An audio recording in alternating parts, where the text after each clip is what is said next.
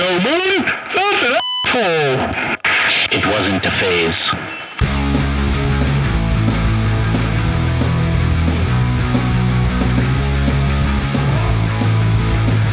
Hello everybody, welcome back to the Senior Citizen Podcast, and here we are with Star69. Hey, what's up? How you guys doing? Good, how are you? I'm good. I'm happy you came out. Thank you for coming out. Quite the drive. It's funny because in my head, like, everybody supposedly lives very far away from here. So I'm always like, thank you for driving. And I have people that are like, I live around the corner. And it's like, okay, no you don't. Tell me a little bit about the band, how you guys met, how you got started. So we met, I was working for Orange Theory Fitness, and I was front desk person. I had control over this, like the radio, and I was playing like, you know, Sleeping with Sirens, stuff like that, and he ended up commenting on it, and we ended up becoming pretty close friends, and hanging out one day, and we were talking about like our music dreams and everything, and just that, and we thought about a song, we put it together, and yeah. Yeah, I mean, coming from that opposite perspective, I was a member of Orange Theory, so I'm sweating, and like, I'm listening to, you know, the usual lobby stuff. It's like 70s, 80s music, and then one day I'm just like, whoa, there's music I actually like really like because I got into all these bands when they were brand new. Like, I wonder who's doing that, and it's like, the person that I look at is her. Right. And I'm just like, oh my God, you know, like, someone gets me. Right. Can you imagine if it was like, that's not me? It would be the funniest thing. I think it was pretty obvious. I had like some pretty crazy hair. There's some like, it's usually pretty like plain people working. So he was like, is this your music? I was like, yeah. So we ended up connecting over that, and yeah. It reminds me of when I was a kid. My mom used to work at a store at the mall too, and I would take control of the aux cord when I was there, and I would play stuff like that, but it was the Hello Kitty store. So it was very, very off-brand. Well, now Hello Kitty's like the thing, man. That's right. That's probably the music to play now. Probably like a Hot Topic-ish kind of feel, but in that time, it was definitely not anything close to mainstream. It was only something you would hear in like a Spencer's or a Hot Topic. Yeah. But I love that you did that, especially at Orange Theory. You probably pissed some people off, but it's like, For sure. Definitely like top paying customers, and then you've got like me who comes in with my heavy music, and I don't think people minded too much, but it's definitely different. It depends on where you are. I have a dance teacher that she does a lot of yoga classes too, and she loves, like she says it herself, she's like, I love weird music. Mm-hmm. So when she plays that kind of stuff and she times it to what they're doing in class, but then she gets complaints that they're like, that's not yoga music. And these are the people that want to do like sun salutations every day, and that's it. I find that like yoga music can be very like versatile. Like the kind of stuff that I listen to like is a lot of like Australian indie, and that's what helps me like with yoga, but it's different for everybody. Mm-hmm. So yeah, everybody vibes differently to whatever they're listening to. Why Star69? Where did that name come from? Oh, funny. So we made our song, the song Nothing to Miss, actually, the song that just came out recently. So we made that. A few weeks later, she's like, hey, what about a name? And, you know, I don't know, like maybe we'll think of something. And it just like, out of like literal texts for days of just like different names, different scenarios of like, what if we were like this or that or the other thing? I was just like, I don't know, Star69 question mark. And it was just like, how'd you come up with that? I'm like, I just literally wrote it in a text, and like it just kind of stuck. And I was like, I don't know if I should do this. And you were like, you should definitely do it. And we both have like a very like inappropriate sense of humor, like very much like that. So that was kind of like the fun frivolity that we were hoping for with the band, is just like jokes, not taking ourselves too seriously, and yeah, it just really fit for us. So it's an eye-catching name. Okay. Musically, the vibe, I mean, I see you guys doing a lot of pop punk covers that I love online, and then your actual original music today, when I was like going back to it to like think of what it reminds me of, for some reason it gave me like I See Stars, but not heavy. Yeah. Okay, that's a good indicator. Right. Mm-hmm. Is that what you're going for? Well, we want to put like electronic into it. We both have a passion for like J-pop and that like dreamy kind of feel. So that's something that both of us really like. with that like era of music and wanted to incorporate in like a new and our own way. Yeah, and like I'm the most basic pop punk. Like I came up listening to Fall Out Boy when their like first album comes out, all those bands on Fueled by Ramen. Every single time I would listen to something like that, I'd be like, I want to make music like that. And that's coming from like, you know, even 7th grade. So like that same moment happened again when all the scene music comes out in 2008, like, you know, Icy Stars for one of them, Attack, Devil Wears Prada, and like every heavy band ever. So it's like, how can I combine everything in a nice little package? And like, that's where it kind of stuck, is like everything I love kind of like under the sun, I guess you could say, or under the umbrella. And that's sort of how it worked. Because I have the freedom to make whatever you want. And I definitely feel kind of like those little J-pop influences too, for sure. That's super cool. How did you guys individually get into music? I see both of you had like the scene phase because you listened to everything that I used to listen to. And you can go individually, like how you got into playing guitar, into music, Brandon. Oh, I mean, that's a huge, like, I'll condense it. My parents got me a guitar when I was like 12 years old. I originally wanted to be a drummer, and they're like, no, you need something with a volume button. Knob, actually. And you know what's funny is now drums have volume knobs because they're electric. But anyway, so they got me that. I started learning guitar, and they were like, oh, play 70s music. And I was like, okay. I tried a little bit, and then all of a sudden, like, some metal comes on. And I'm like, I want to play metal. My parents are like, nah, you know? And then I just went down the rabbit hole of like listening to stuff. And then a few years later, I would be going to shows, and then I'd be like, I want to play exactly what they're playing. So I would like learn from their demos how to play the song. So I'd drop tune to D or C and just play. And then my parents were like, oh, you really like that like new music that you're listening to. And then that's how I got into like playing what I'm playing today. So basically learning. Fun fact, of the first band I ever wanted to do was in 6th grade, and it was a ska band because I had all my friends in band in middle school, and it just, the idea was there, I guess is what you could say. Other than that, it's just like being in bands over the years. All throughout high school, I started bands. All throughout, you know, a little bit of college here and there, but like more so of like finding people that want to make music. I was in a bunch of local bands. I was watching a lot of local bands as well, and in the scene-ish era from 2007 all the way up to like 2013-ish. Were you more Miami-based or Broward-based? Broward. Oh, so you were in the Talent Farm glory days. Yep. I saw all the good bands. No, not all the good bands. I mean, like every band ever made pretty much was there. Yeah. But like there were some huge shows. I can probably write a book about how many huge shows I went to. Well, and it's funny because you look back at it now, because in my head I'm like, oh, I used to go to the Talent Farm a lot and see a lot of the local acts there and stuff. There's probably like a couple of names that I thoroughly like remember. But when you go to the Facebook page, you see that the Wonder Years played there, Citizen played there, like all these, I think Taking Back Sunday played there. Like it was a bunch of really good shows. Yeah. And it was just a fantastic venue. Like it's definitely something I miss, but it was a time.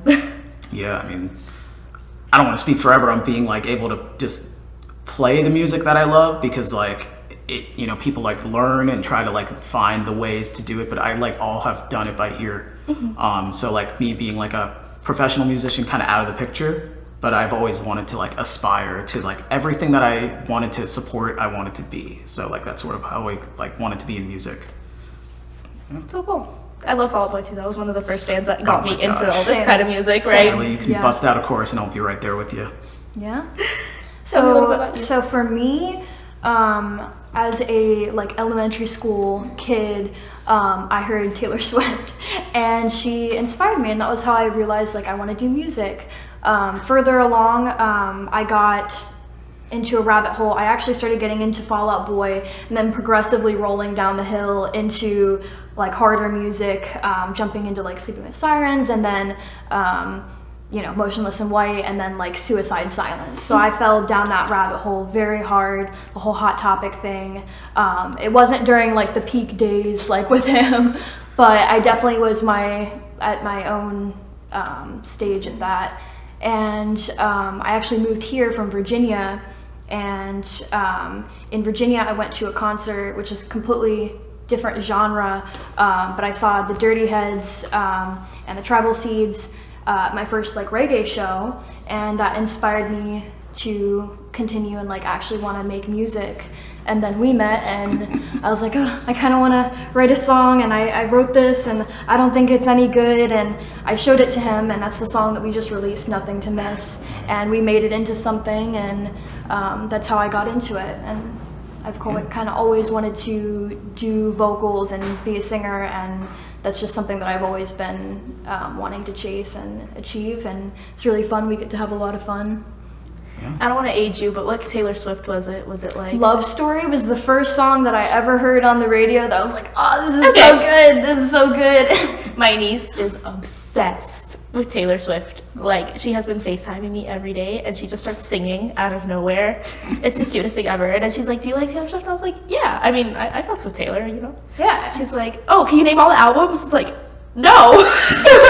For some people, it's a lifestyle. It's absolutely a lifestyle. She gave the whole vibe of like, oh, you like Nirvana? Name 3 songs. Like, it was like, girl, you're 8. No. It's like everyone today. And then she keeps singing obviously all the ones we hear on the radio and stuff. And yesterday I was like, play Back to December. She didn't know that one. Wow. Oh, you stumped That's it. a really I prove her stumped her. wrong. Wow. Yeah. I had to do it to her. You did it. I think it's crazy for me because you're talking about listening to Love Story when you were in like elementary school. That song came out when I was in high school. I'm pretty sure I was in like the 3rd grade. I think, yeah, maybe even, high school, right? Yeah. 2007, 6, 7. So I remember Forever the Sickest Kids was a band that covered that song. And that's when I was just like, whoa, you can make covers of like cool songs that already are like $1 million chart topping. Oh, hits. those Pop Goes Punk albums were amazing. The Since You've Been Gone cover of that. I don't Oh know my who god, did it. yes. A Day to Remember. Yeah. Oh, Yeah. man. Yeah. I mean, there's just so many things that you like, it hits at the moment and you don't even think about it. And then years later, you're like, wait, what? People that covered these songs, oh my god, it's crazy that these bands are covering these songs. Yeah. You know, like, oh, it was revolutionary. It was like, I can be mainstream, but I can keep my emo. Like, that's exactly how I felt. Yeah. Yeah, I think it was definitely like a big shift from like, you know, punk and heavier music was supposed to be like anti-pop, and then to just come into that was definitely huge from what I could tell. Yeah. So, speaking of like social media and stuff, I did want to touch upon the topic because obviously comments are there, and we live in an area where people think they can just say whatever online, and it's messed up. And obviously when I saw you guys' profile, and honestly I love the music, and I was excited about it, and then when I read comments of people saying hurtful things, Yeah. first of all, I get livid. Like, I really have to like tie my thumbs back and say, I'm not getting into problems today. But how do you guys, react to that? What would you want to say to those people? So a lot of them are geared towards me. Yeah. Usually towards my teeth was the main subject. I have a genetic disorder. We plan on like making a little video about it, but I can't control it. It's something I've been bullied about all my life. So I'm very, very aware. I was not expecting the level. It like literally just came, like one of our videos blew up. We got like 16,000 views, and then like all of its hate comments, but it did further our other stuff. So it's actually helped us gain some sort of a following, which is a positive. I did take it pretty rough, and he was super supportive and has helped like a lot navigate, because he's more of like I don't give a fuck, like we're doing it to do it, and I'm a little bit more sensitive on that side. So like seeing it was very shocking, and it definitely put me in a pretty like dark headspace because I don't have experience with that. But just kind of processing through that and realizing like these people like are just putting that out there, like they took 2 seconds out of their day to hate. Like that's pretty unfortunate. I can't imagine being that person. That's not even a thought that would cross my mind. So they must be, something must be not going right for them. Or they're just bored. And Yeah. Or they're think bored. about how miserable you have to be to sit there and actually write something hateful. Yeah, towards yeah. someone. Like people are sending stuff like, oh, drink bleach, or oh, like you must be a meth head. Like, it's just people just assuming, and that's like the society that we live in today. But I was explaining to him, we were talking about this earlier, I feel really grateful that like I have come like this, and it's not like someone's going to come at me later for it. Like I know kind of what to expect. the worst of it's already over. Like, we're still going to continue to get hate comments. It's just the way that it is. Like, you know, the way that I look, the way that we are, we're goofy. But the point of our band is just to have fun and continue to spread positivity. And if people are not doing that in the comment section, then we're not for them. Right. So, and you say you want to make a video explaining about, you know, your teeth or whatever's going on. And you don't have to explain yourself to anyone. We're all human beings.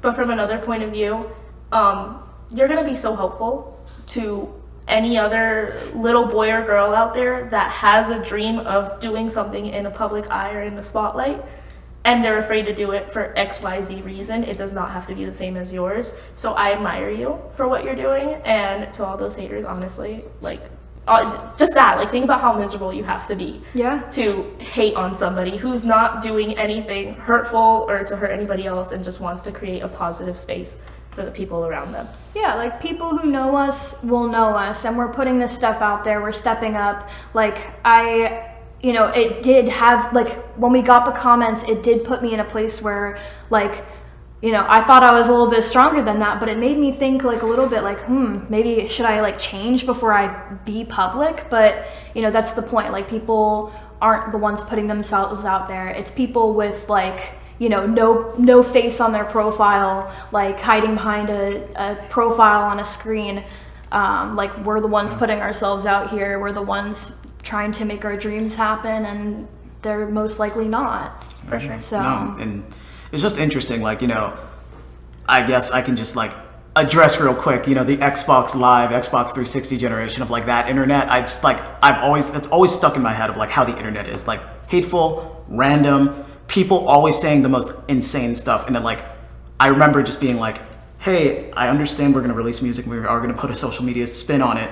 Just be prepared. You never know what's going to happen. People may be rude.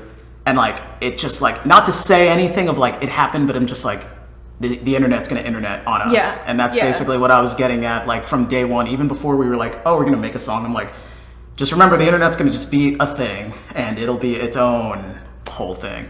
And, you know, it's unfortunate, like you were talking about the comments and everything, but, like, I'm waiting for people to go and comment about me. Like, where's my hate? I'm ready for it. I'm like every day I see a new hate comment, I'm like, come on, right here. I want it. Right. I just want to see what they say. Like, it doesn't matter to me, but, like, yeah, it's the luxury of having a thicker skin, and I think just not letting that kind of stuff get to you. Like, obviously, in doing anything in the public eye, you just have to kind of get into that mentality of somebody is not gonna like this. Yeah. And unfortunately, that's the case. I think it is that Xbox culture of, like, on Call of Duty when people would be like, fuck your mom, dude. And it's like everything you can possibly think of and more. I mean, one of my friends was literally that for 10 years, so I'm just like, I have a friend who's in the same thing, and he explained, like, people, like, just do it because they're, like, they just want to, and that's it. So it's definitely been interesting, like, hearing perspectives and trying to, like, you know, gain that thicker skin. It's definitely helped. I'm grateful for the experience, truly. You know, it sucks, but I am grateful because it ultimately is helping prepare for stuff down the line. Like, we're going to be bigger and better and stronger and, you know, more ourselves. It's going to help with the views and everything, so it ultimately is helping. Right. And do you have anything in particular that you do when you're not in a great headspace? Kind of like for just people to take as advice, like maybe I could try this or that. Or... Yeah, honestly, just listening to a lot of music, I have, like, that's always been, like, what I've resorted to, just finding, like, what resonates with me in the moment, and finding, like, you know, lyrics and stuff. Like, I think a lot of the type of music, like heavier stuff, really resonates with people having a hard time. So going to listen to some pop punk or some screamo music or something, you know, like it's there for a certain purpose, and being able to listen to that and sing along and also just continue to make music in the face of the people that are, you know, hating. It's all like turning that to improvement. But yeah. I mean, what I usually do is my brain may be a little different is when I'm in a rut or something, I kind of double down on myself and be like, yo, you're going to do this, like, no matter what. Like the work mentality of like, work, do it. So like, I was in a pretty bad spot, just in general. Like, you know, people just go through phases. Like, sometimes you may not be feeling something, but like what I did do is I'd be like, okay, I'm going to dedicate an hour to like write something. It may not be good, may be bad, who cares? I ended up writing like 7 songs and sending them to you. So like music is like my way just of like being like, hey, I have nothing going on, like maybe there's a time to just pull something out there, and like I just get to it, I guess. And that's sort of how I deal with a lot of things, is like when I'm bottled up, I kind of like find an expression and go for it. Maybe like take it way down the rabbit hole and see what happens. I love to see how you guys like rely on each other. I can tell that there's like a lot of trust, like there's a safe space between you guys, and that's just something super special, like regardless of the music or what you're doing professionally. And I'm glad you guys found each other, honestly. What is the biggest dream for Star69? Oh man, there's a lot. I mean, your everyday dream of being a national touring band is always there. I mean, maybe writing a next emo anthem, that would be amazing. You know, like, hey, we always have our emo nights. Why not be the band to be the next emo night in the future? Like that, Yeah. the song is like everyone in their mom likes. I mean, that would be an awesome thing for me. I don't know, how about you? I definitely have always dreamed of like the tour life, and that's something that I really want to do. I want to be a full-time artist. You know, that's my ultimate goal, and I know that like we share that common love for our music, and we've just been branching out and doing so many different things. Like we're not sticking only to pop punk, like you can tell we put in so much different stuff. So just having fun and, you know, sharing the music. Like my dream is to connect with people, like the moment that I had, like the moments that a lot of other people have had at concerts where you've like been changed by the music. I want to have us be that for people, where they're like, holy shit, like this is it. Like I want us to inspire people to chase their dreams in the face of no matter what. We're two very like almost polar opposite people that have like a common, it's there, it's like, yeah, and even personality wise, it's like kind of like the magnet that attracts like the opposite. Like he brings like such a strong thing to the table, and I bring other stuff, and we just share a common goal of wanting to grow and be bigger and better and just inspire other people to chase their dreams like we're trying.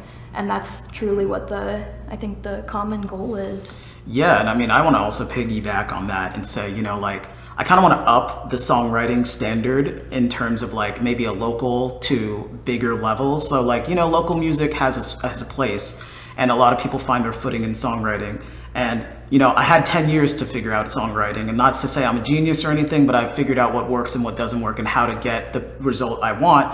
And I would love to have our band be like a great start off point for people to be like, wow, you know, songwriting structures or like those lyrics or like anything that they could take from it to be like, that's like cool, like great. I want to try to utilize some strategies from this band and how they operate to like get, you know, to where they want to go. Right. And I think as two polar opposites with like different ways of thinking, like, you know, she came at this with like reggae type lyrics and pop melodies, where I was just like, oh, it's gonna be like, you know, your next Fall Out Boy, and it's like just collide. And I think it really sets the tone of like what we can achieve when things are so out of the realm to like get to where you need to go. And I think that embrace change. You know, a lot of people like to write stuff and just say, this is it. I am a person that like, I wrote a song, Rin is like, you know, it's too happy, why don't you make it like not as happy? And I was like, okay, I'll try it. I tried to do something, maybe a few days go by, and then we had our third song, which is going to be coming up, that we are going to be releasing. But that is a power of like thinking differently. Like I was like, this is done, this is good. No, it's not.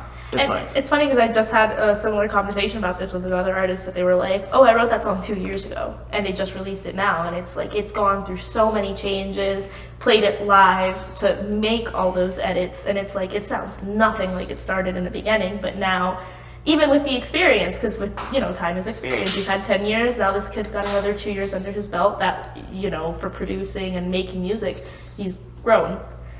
Those 7 songs that you wrote when you were in a rut, are we ever going to see them in the light of day? yeah, they're just, you know, hanging out. Obviously they will have, You're letting them cook. let them cook a little bit, incubate, you know. I mean, once we look at everything, put lyrics and words and melodies and everything on it, make a demo, then reevaluate the demo, maybe take it to someone that wants to do produce it.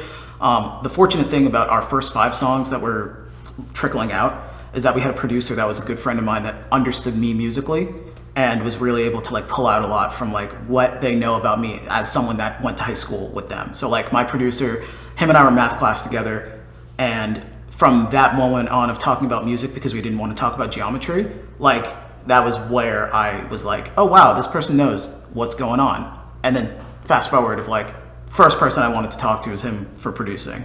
And of course I'll let everyone know by the end of this episode who that is. Now I'm thinking what the hell I missed out of life because I never went to math class. I was barely there too, but the first few classes that I was there, I was talking to this kid, and it wasn't like, I mean, I got D's in math just because I wanted to be more social, so. No, I would skip all the time, and then when I was leaving school, I would have to hide because the teacher would leave as soon as the bell rang too. Oh, wow. And so a couple of times she saw me and she'd be like, so you are here. But yeah, no, that's super exciting. I'm glad that you have a producer that knows how to work with you guys. Right now you're basically an acoustic gig for the time being. Do you guys plan on getting a full band, or not permanent members, just rotating members? We're hoping to find a drummer, but that's proved to be kind of difficult. So we are definitely looking for a drummer, and that's kind of what we want to do. We are kind of like a power duo, so we work really well together. So it'd be about finding somebody who can also work well and be able to do the stuff that we need to live. But yeah, it's not going to be acoustic forever, but we do really enjoy doing the acoustic, and a lot of people have really been enjoying it as well. So that was quite a surprise at some point. Yeah, I mean, I guess the age-old question of how do you form a band when the drummer's in 75 different bands. Like I know 5 or 6 different drummers, but like, guess what? They're saying to me, I would love to, but guess what? I'm in like 7 deathcore bands, or hey, I'm going to be in this one band until we get bigger and then drop the other 6 bands. It's like, that's awesome. Which they do that. I've seen that happen. Yeah, I mean, I know a few, and I know some excellent drummers in this area, and they have amazing chops. The problem is that it's a shortage, I can find 10 guitarists probably in my local area to do anything I need to do, but finding one drummer, like who even knows? And then adding on top of like, maybe you got to wear in-ear for click, or maybe you have to execute some samples live with a laptop. Like that's even lower. Like it's harder to find. Like the statistics get lower and lower. Yeah. But the good thing is that I feel like a lot of people nowadays, especially since like I would say like the pandemic, have been practicing a lot. Where like, in 2 years' time, the person that may have not been the best in terms of like maybe their own ability could now be out of the gates like a rock star. So it's like, it's amazing what that time frame could do. But yeah, not going to be acoustic forever. We'll definitely love to play acoustic anytime, anywhere. But yeah, I want to get at least a drummer, and a full band would be amazing too. So like anyone out there, like you guys are missing like the 2 hardest members to find out of any common scenario: a drummer and a bassist. Yep. But I hope you find them soon, and I feel like the vibe that I'm getting here is like, it doesn't matter if you're not the best, we're here to grow with you. Like I feel like this is just a big hug. Like that's the goal. We're here to grow, we're here to inspire, we're here to figure things out, and yeah, so that's cool. If somebody else wants to have this opportunity and jump on board, then come on in. What's been your best experience with these acoustic sets? Because there's something really magical about them too, no matter what. It feels very intimate, Mm-hmm. I think we did an acoustic set at a local, I don't know what it's called. I would guess would be a commune kind of living arrangement. Yeah. Like it's like a building that many people were in, I guess at one point. It was really cool, really intimate. I had a close friend who was throwing a little birthday party, open mic type thing, and we were the only band there. And so we did this acoustic show. It was so chill, like, just sitting outside on a patio, like a bunch of buddies, common, is just vibing. And we got to play, and we did a couple of our songs that we have on release. We did a couple demos, and it was just really intimate, like to be able to connect with everybody. And we got a lot of feedback and people telling us that like the music was really like, not life-changing, but really like special, and they felt that moment too. So it's definitely an experience. Yeah, there's a lot you can do with an acoustic set. At Fest, Wonder Years did an acoustic set, and it felt so campfire. At the end, it was like, oh, pick which song you guys want to hear. Like, it was just, it really creates something special as opposed to having that pit and, you know, elbowing the guy who's like being a little obnoxious. Oh my gosh, yeah. One thing I noticed too with acoustic stuff, and I guess talking about like bands, like I remember when Sleeping with Sirens was a new band and they played their first ever show in West Palm Beach. I went there and I wasn't expecting getting out of the venue for them to set up an acoustic like performance. The band had already been ready to go and do all those songs they just played on their set list live again, acoustic. So I think that's also really cool. And it made everyone stick around and like, you know, whatever that strategy is, I feel like that could also be something that we could do. And maybe anyone could really do if they want to like go for it. But I think it really helps out a lot because like when you're on a stage that's 6 feet high and you're looking down at an audience, you don't get to know them, but then you get to go and like set up and post up at a local parking lot with your, you know, guitar. Everyone's like right there with you. Like, you know, that's why people love, I think, acoustic stuff. And like you were saying, we were pretty intimate with in terms of like having 10 people with eyes on us in the front row. And I don't even know how many people were all walking around the back. Right. And it's just a different experience. You know, you really get to know people and like you really get to hear so many different qualities that you don't even really like look out for when it's like our studio recording. Exactly. And I think that what you said is right, like magical moment. Like I think acoustic definitely is one of those moments where in music it's a magical thing. It makes those moments that people will remember. And Sleeping with Sirens is great acoustic. Like that acoustic EP that they did is still hands down one of my favorites. Oh my god, yeah, Kellen. No one can mess with Kellen. No one can mess with Kellen, absolutely not. We are here to give some relationship advice. Have you guys seen this part? I post that on Reddit. We got some relationship advice, and you guys found it. This is from 2 Hot Takes, actually. Okay. Found videos of my husband with his ex, and I am traumatized. My husband is currently at work. I went onto his laptop to find some photos and videos of me and our daughter that he has on there. I saw a file within his videos folder with random letters to the name, and out of curiosity, I just clicked it. I immediately regretted it. Right off the bat, I saw 7 videos that looked like him and his ex from 2017, some of them kissing, some of them doing other stuff. And I have no idea why I watched them, but now I'm traumatized. They were super passionate. There was a lot of kissing, a lot of eye contact, and she is very different from me. The ex is like 120 and 5'5", and the current wife is 200 and 5'2". He's gonna come home in a few hours, and I don't even know if I should tell him. I just feel sick. What should I do? Am I overreacting? Wait, so were they together when the videos were filmed, or No, this was just it's old? just a previous relationship, and the videos were on his computer still. And when was this post dated? What do you mean? When did they write this post or set it up? Oh, I don't know. Probably like, hopefully not like in the same time frame, maybe a little later, or I don't know, but yeah, I don't know. What can we take out of this? I think definitely just talk about it, have a conversation. I can definitely understand why that would be traumatizing, but you never know. It could be like an old thing that he just happened to have and forgot about, so you never know. Yeah. But yeah, just kind of talking about it and seeing what's going on, I think would be the best situation. I mean, it's usually my advice. Usually it's kind of hard. I mean, it's a gray area. You don't know if that laptop was before your relationship. You don't know, like, I mean, there's a child involved. Like, there's a big life things in this person's life. I mean, whatever the case may be, they may have held on to files for emotional, or maybe they, you know, just didn't think about ever deleting it in terms of like just file storage stuff. Yeah. It is a talk about moment. And I mean, if people are calm enough, hopefully things can work out. I mean, you never know until you really get the info on both sides, you know, out there. Right. I mean, in my point of view, it's like I have hoarding tendencies with like media. I don't delete pictures or videos, or no matter what it is, even if it's like a screenshot of something that I took.